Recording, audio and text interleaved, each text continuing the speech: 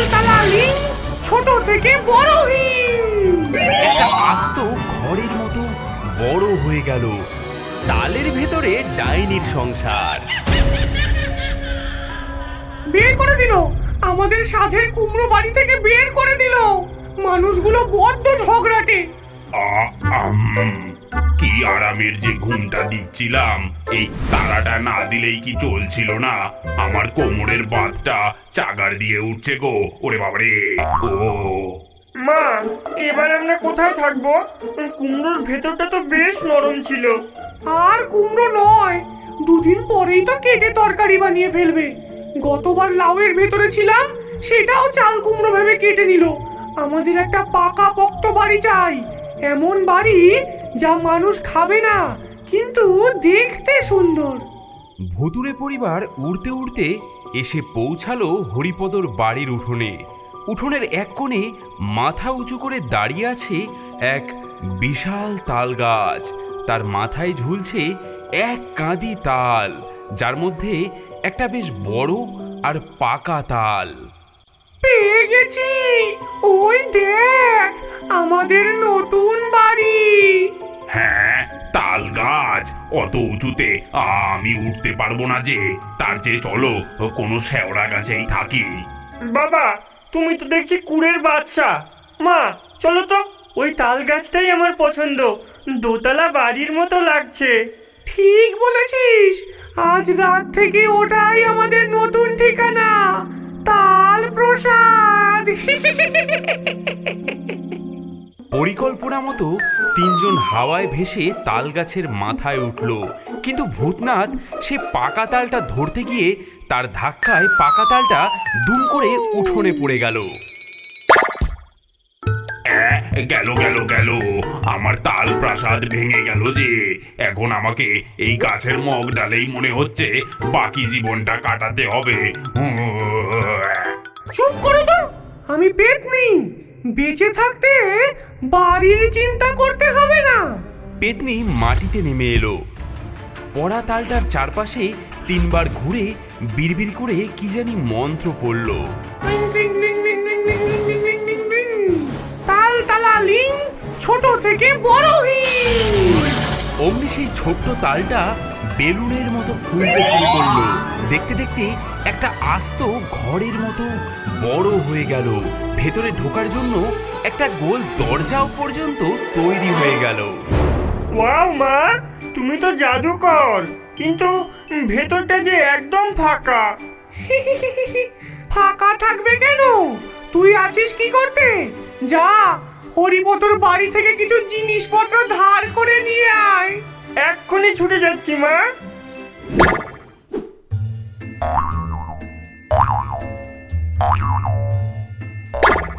কিছুক্ষণের মধ্যেই ফুচকি ফিরে এলো। তার হাতে হরিপদর গা মোছার গামছা, ছেলের ছেঁড়া হাফ প্যান্ট, একটা ভাঙা টুল আর একটা তেলের খালি বোতল। সাব্বাস!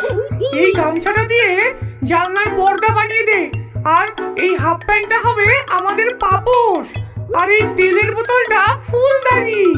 আমাদের তাল সংসার এবার জমে যাবে। বাবা, তালের বড়া খাবো, তাল পাড়তে হবে যে। তাল তাল তো এখনো পাকেইনি রে। পেকেছে, আমি কাল রাতেও দেখেছি একটা কালো তাল ঝুলছিল গাছে। আজ উঠোনে পড়ে আছে, ওটা দিয়েই বড়া বানাও। হরিপদ উঠোনে গিয়ে দেখে একটা বিশাল অদ্ভুত তাল পড়ে আছে, কিন্তু সেটা এত বড় যে একা তোলা অসম্ভব। এ কি রে বাবা, এটা তাল না হাতির ডিম? গাছে আরো আছে, দাঁড়া আমি পেরে আনছি।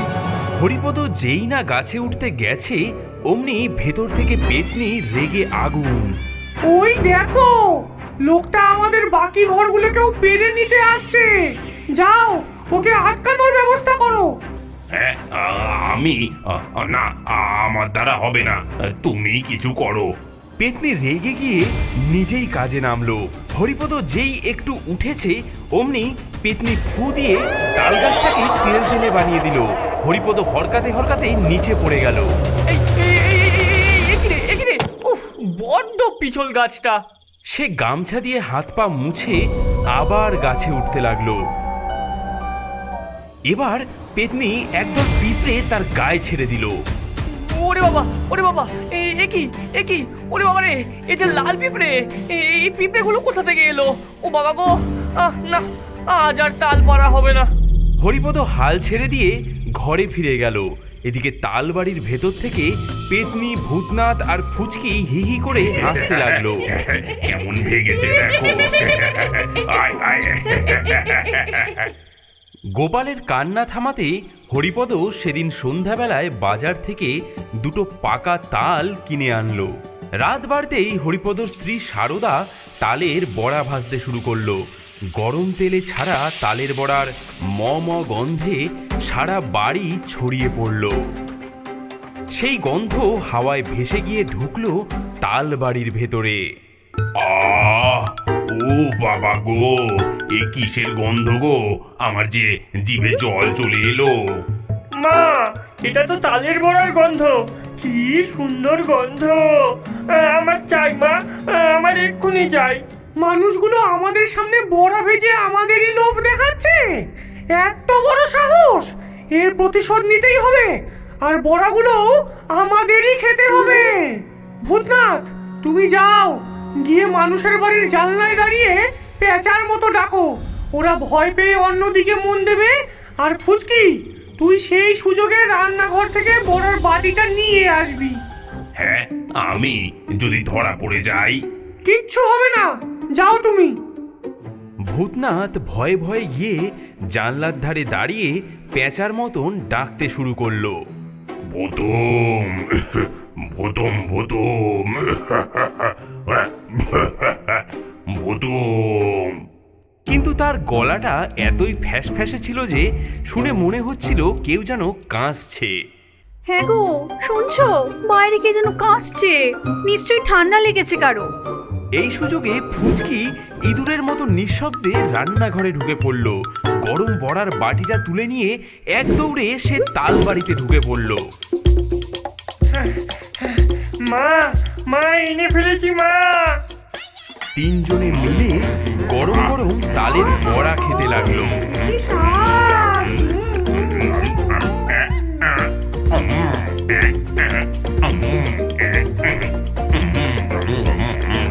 কি সুন্দর গো খেতে। আহ, কি স্বাদ! জন্মেও যে এমন জিনিস খাইনি গো। দেখলে তো আমার বুদ্ধি? এবার হবে আসল মজা।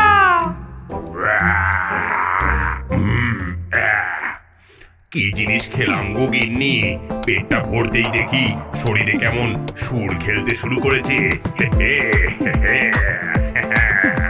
আমার তো নাচতে ইচ্ছা করছে মা। অনেকদিন মানুষের ভয় দেখে নাচিনি। পেতনির শয়তানি দৃষ্টি গিয়ে পড়ল হরিপদর বাড়ির টিনের চালের ওপর। চাঁদের আলোয় ওটা একটা রূপালী মঞ্চের মতো দেখাচ্ছিল। নাচবি? শুধু নাচবি কেন রে?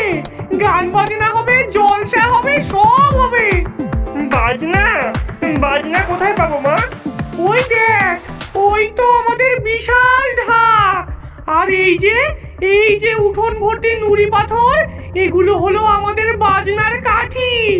আজ রাতে আমরা মানুষকে এমন সঙ্গীত শোনাবো যে তারা জীবনেও ভুলবে না। আমি হলাম মূল গায়ক। সবচেয়ে বড় পাথরটা আমার, আমি দেব তাল। আর আমি দেবো ঝুমুর। এই ছোট ছোট নুড়িগুলো, এগুলো আমার। তাহলে আমি দিই মাদল। আমার হাতে ওজন আছে, আওয়াজটা ভালোই হবে।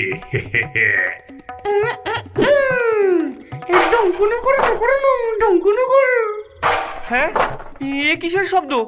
বাজ পড়লো নাকি গিন্নি? ওয়াও মা, কি সুন্দর শব্দ! এটা তো সবে শুরু রে, আসল জলসা তো এখনো বাকি। চল সবাই একসাথে।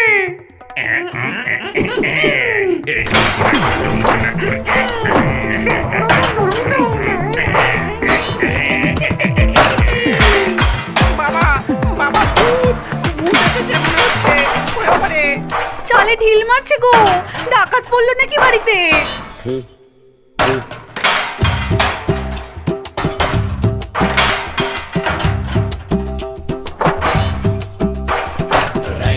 কুর বাদ্যি বাজে ভূতের নাচন মাঝ রাতে, মানুষ ঘুমায় ভয়ে ভয়ে, মোদের ভারী মজা তাতে। হে হে ওই ঢাঙ্কুর কুর।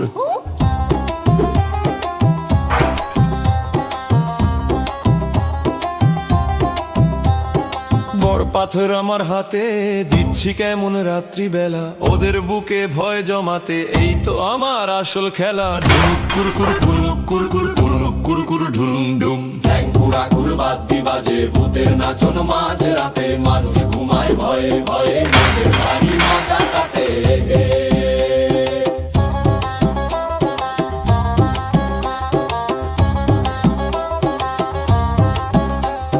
ছোট নুড়ি ছুটছি কেমন, দিনের চালে লাগে বেশ, পাখির মতো নাচি আমি, নেই তো ভয়ের মাত্র লেশ। ঢ্যাঙ্কুর কুরু ঢ্যাঙ্কুর কুরু ঢ্যাঙ্কুরা কুর বাদ্যি বাজে ভূতের নাচন মাঝ রাতে, মানুষ ঘুমায় ভয়ে ভয়ে, মোদের ভারী মজা তাতে।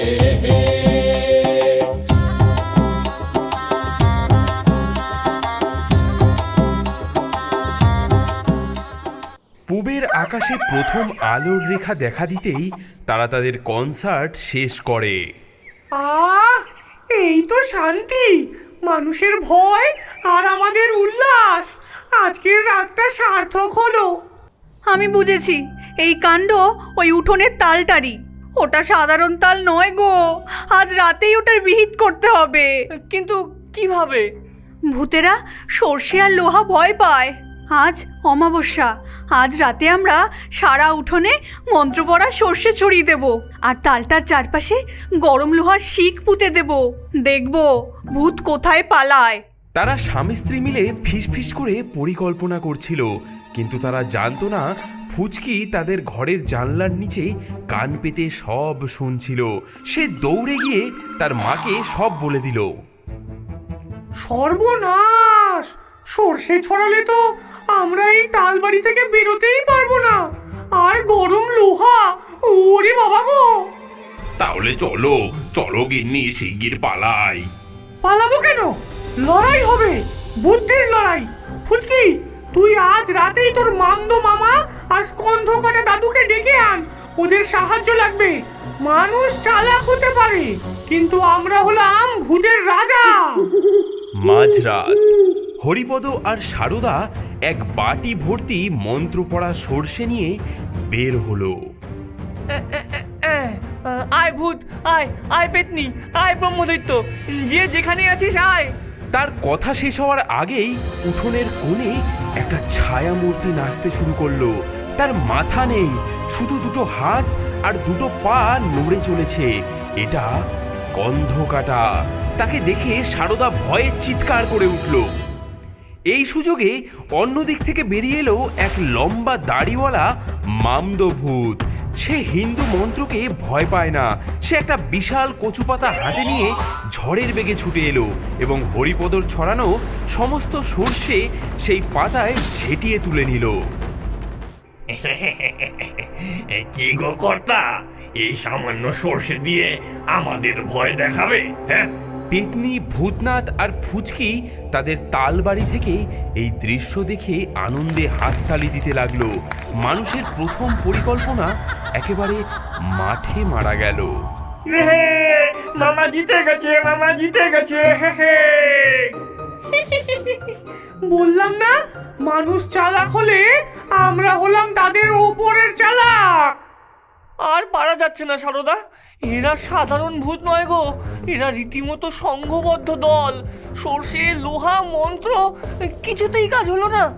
বাড়িটা ছেড়ে দিয়েই পালাতে হবে মনে হচ্ছে। পালাবো কেন? ভূতের সবচেয়ে বড় শক্তি কি বলো তো?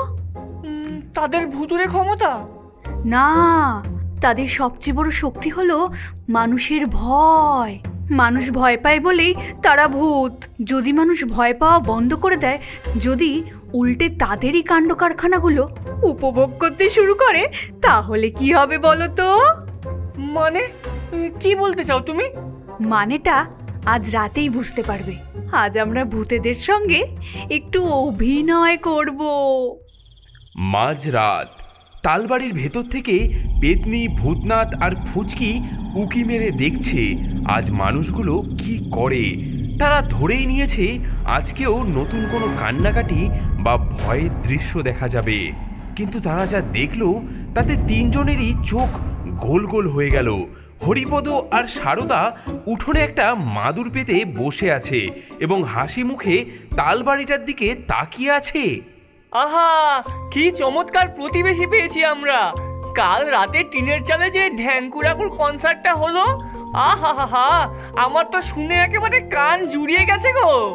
ঠিক বলেছ গো, পয়সা খরচা করে যাত্রাপালা দেখতে যাওয়ার কি দরকার? আমাদের বাড়িতেই তো রোজ রাতে উঠোনে এরকম বিনোদনের ব্যবস্থা। আমি তো ভাবছি কাল থেকে পাড়ার সবাইকে ডেকে আনবো এরকম মজা দেখতে। এই কথা শুনে তালবাড়ির ভেতরে থাকা তিন ভূতের মুখ দিয়ে আর কথা সরছে না। মা, ওরা আমাদের বাজনা শুনে খুশি হয়েছে, প্রশংসা করছে দেখি। আমি তো আগেই বলেছিলাম আমার পেঁচার ডাকটা দারুণ, অস্কার পাওয়ার মতো, কিন্তু এরা তো টিনের শব্দের প্রশংসা করছে। চুপ করো তো, নিশ্চয়ই কোনো চাল আছে এর মধ্যে। মানুষ কখনো ভূতের ভয়ে আনন্দ পায় না, ভয় পাবে, কাঁদবে, পালাবে, এটাই তো নিয়ম। বিষয়টা পরীক্ষা করার জন্য পেতনি ফুচকিকে ইশারা করলো। ফুচকি সাথে সাথে একটা বড় পাথর নিয়ে ঢ্যাম করে টিনের চালে মারলো।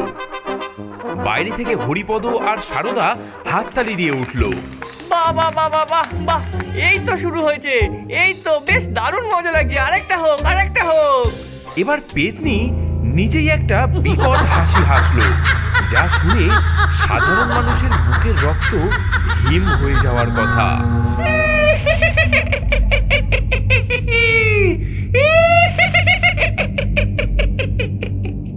ও মা, কি মিষ্টি গলা গো!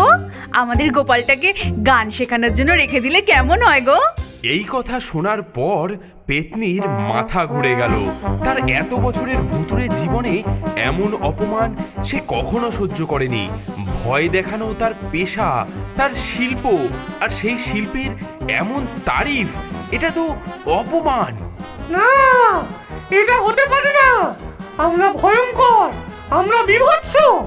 আমাদের দেখে তোরা ভয় পা, ভয় পা বলছি, কান্না কর তোরা।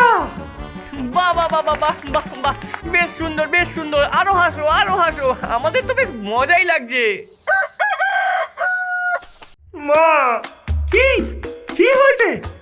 আজ রাতে আমরা কি? চুপ, একটাও কথা না। আবার ঢিল ছুড়বি যাতে ওরা আবার হাততালি দেয়, বলে কি সুন্দর বাজনা। হ্যাঁ, ওফ, শরীরটা কেমন খালি খালি লাগছে গো। ভয় দেখাতে না পারলে ভুতুরে শক্তিটাই যে আসে না গো। এই শোনো শোনো শোনো, কিসের জন্য শব্দ আসছে না একটা? হরিপদ একটা ধারালো কুড়ুল নিয়ে আসতে থাকে। সে সোজা এগিয়ে যায় তাল বাড়িটার দিকে। ভূতেরা ভেতর থেকে ভয়ে ভয়ে দেখতে থাকে। মা, সর্বনাশ! কি হয়েছে? মানুষটা হাতে একটা মস্ত বড় কুড়ুল নিয়ে আসছে। আমার কুড়ুলটাতে সানও দেওয়া রয়েছে গো। কুড়ুল? ওরে বাবারে, গাছ কাটবে নাকি? না না, গাছ নয়, ওটা তো আমাদের বাড়ির দিকেই আসছে গো। মা, এবার তো বউটাও আসছে, আর হাতে একটা বিশাল কড়াই। তার পেছনে গোপাল এক বোঝা শুকনো কাঠ নিয়ে আসছে গো। কড়াই, কাঠ, কুড়ুল, কি করবে ওরা? যজ্ঞি দেবে নাকি? হ্যাঁ। বাইরে থেকে হরিপদ আর সারদার গলা শোনা যায়। তারা এমনভাবে কথা বলছে যেন উঠোনে আর কেউই নেই। সারদা, ভালো করে দেখে এলাম, তালটা না একেবারে পাকা, বুঝলে তো? একদম খাসা বড়া হবে। হ্যাঁ, আমি তো একটা নামও ভেবে ফেলেছি, ভুতুড়ে ভাজা। কেমন হবে? দারুণ হবে মা, দারুণ। পাড়ার সবাইকে খাওয়াবে? নিশ্চয়ই খাওয়াবো। কিন্তু একটা সমস্যা আছে যে গিন্নি। কি সমস্যা? এই আস্ত তালটা তো আর উনুনে চড়ানো যাবে না, আগে তো এটাকে কাটতে হবে। আরে ওটা কোনো সমস্যাই নয়, ভেতর থেকে ভূতগুলোকে একটু সরে যেতে বললেই হবে। তারপর আমরা এটাকে কুচি কুচি করে কেটে গরম তেলে ঠিক ঠিক বলেছো গিন্নি, গরম তেলে ফেললেই একেবারে নরম তুলতুলে হয়ে যাবে। এই কথাগুলো শোনার পর তালবাড়ির ভেতরে যেন পারমাণবিক বোমা ফাটলো। মা, ওরা আমাদের বাড়ি কেটে ফেলবে গো। আর আমাদের দিয়ে বড়ার পুর বানাবে। ও বউ, আমি ভাজা হতে চাই না, আমি পালাই। ওরে বাবারে, না না, এটা হতে পারে না। কি না ভাজা হবে নাকি? না, এই অপমান আমি সহ্য করবো না। ভূতের সংসার কেটে বড়া বানাবে, এত বড় আসপর্দা। চল। কোথায় যাবো মা? আরে যেদিকে দু চোখ যায় আমাদের সাথে গামছাটা নে, আর ওই ওই পাপোশটাও নে। তোর ভাঙা টুলটা যেন ভুলিস না। চল, আর এক মুহূর্তও এখানে নয়। সারদা, সারদা বেরোচ্ছে ওরা, দেখো দেখো। হ্যাঁ, হাসি চাপো, একদম হাসবে না। প্রথমে ফুচকি, তারপর ভূতনাথ আর শেষে পেতনি, তিনজন তাদের চোরাই মালপত্র বগলে চেপে পড়ি কি মরি করে দৌড়ে সেই তালের ভেতর থেকে বেরোলো। ভেবেছিস কি খুব জিতলি? দাঁড়া, আসবো, আমরা আবার ফিরে আসবো। যাক, আপদ বিদেয় হলো। দেখলে তো, বুদ্ধির কাছে ভূতের চালাকি কোনোদিনও টেকে না। মা, আমাদের বাড়িটা ভেঙে দিল, এবার আমরা কোথায় থাকবো? আবার সেই গাছে ঝুলে ঝুলে থাকতে হবে। কোথায় থাকবো সেটা দেখার জন্য তো তোমাদের সবাইকে নজর রাখতে হবে ক্ষীরের পুতুলের পরবর্তী ভিডিওর ওপর। বন্ধুরা, আগের ভিডিওতে যারা কমেন্ট করে জিতেছেন তাদের নামগুলি হলো অগ্নিমিত্র, মামুনি, বিপ্লব, জয়, শর্মিতা, তারিন, মিলন, সাবিকুন নাহার, সজীব, তামিম, সৌমিতা চন্দা, সৌরভ আর অভি, অনিকেত, আরিফুল মণ্ডল। আপনার নামেও যদি কার্টুন তৈরি করতে চান তাহলে এই ভিডিওটিতে লাইক করে এবং চ্যানেলটি সাবস্ক্রাইব করে আপনার নামটি কমেন্টে লিখুন। ঘুরাঘুর বাদ্যি বাজে, ভূতের নাচন মাঝ রাতে, মানুষ ঘুমায় ভয়ে ভয়ে, মোদের ভারী মজা তাতে।